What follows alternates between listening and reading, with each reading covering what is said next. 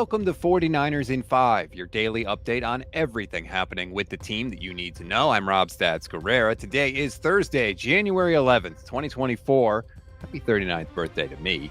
Here's what's happening with your San Francisco 49ers. The team was off yesterday, so our top story of the day is, let's call it 49ers adjacent.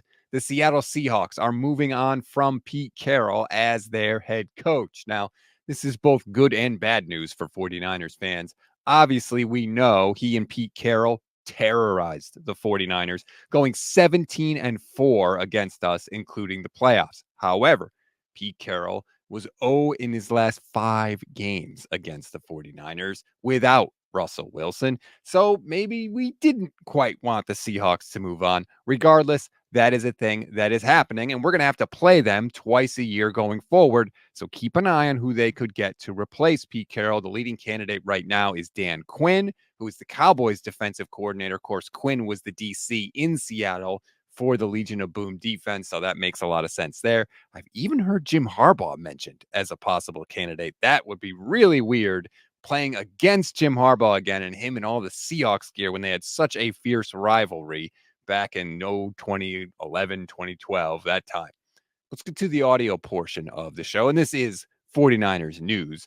Fox analyst Mark Schlereth talked to Brock Purdy in one of the pregame production meetings recently.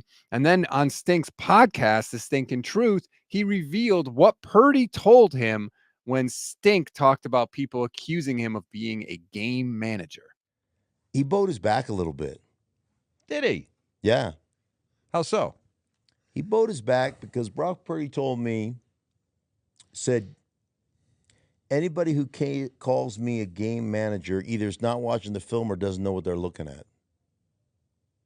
Ooh, spicy. In the end, the end of this thing will tell the story. And I'm telling him, he goes like, hey, listen, I'm not saying I'm the best. I'm not saying I'm the best quarterback or I'm the best, but he goes, I got some gunslinger in me, and you look at some of the throws I make. You look at some of the windows I throw it into. He goes, I know that I'm not the biggest armed guy. I never have been. So I had to make up for the lack of arm talent with perfect timing, with great footwork, with being on time, and knowing where everybody is. I love that from Brock Purdy. I love the confidence. I love the swagger. I like all of it. And I like especially the fact that he says, look, we'll find out in the end, right? He knows he's going to be judged based on what happens in this playoff run, and he doesn't seem particularly worried about it. Hopefully, he can keep that chip on his shoulder without forcing things like he did against the Ravens. And hopefully, this team gets 3 more wins, and then nobody will ever call Brock Purdy a game manager again. We always give you one thing to read, one thing to watch, and one thing you might have missed. One thing to read on this Thursday. Dan Graziano of ESPN has a really cool article up now. One myth for every team that's in the playoffs. It's interesting to read about the other teams. And what he says about the 49ers is spot on. If you want to read it, click the link in the description of this episode. One thing to watch. I sat down with Guy Haberman of the Haberman and Middlecoff podcast earlier this week, and we covered everything about the 49ers, the historic season they have, Adam Peters potentially leaving and just how important he is to the team, the future of John Lynch, both with and without a Super Bowl. That really surprised me. And of course, Jake Moody and how much we should worry in the playoffs. Please watch it. The link for that is also in the description of this episode. One thing you may have missed, now that Pete Carroll is out in Seattle, the 2 longest tenured head coaches in the NFC, I should say, Kyle Shanahan and Sean McVay. Pretty surprising because it feels like they were just hired, but that is the truth. And they are actually the 5th longest tenured head coaches in the NFL, along with Sean McDermott in Buffalo, who was hired in the same year.